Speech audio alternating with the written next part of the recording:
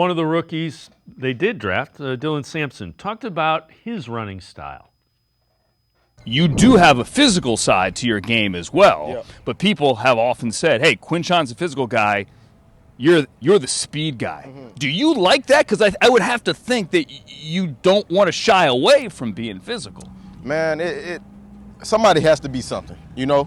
Somebody has to be something, but I just let my play speak for itself. I think at running back, in general, you have to be physical. There's not many running backs who succeed for too long without being physical. Right. You know, and there's different type of, levels of it. You know, I want mine to speak out because I'm not the biggest running back, but I know the mentality that I take, and I'm willing to do whatever it takes to get better and make this team go forward.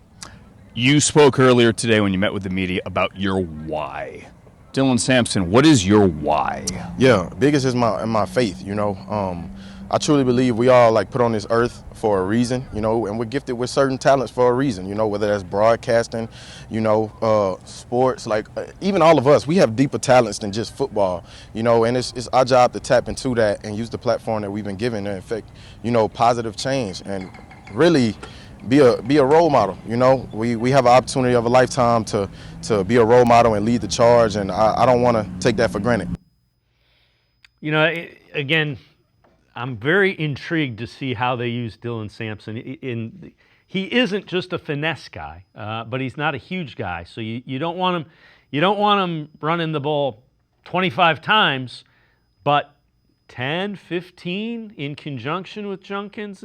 It seems like there's a plan there that we'll see as the season unfolds.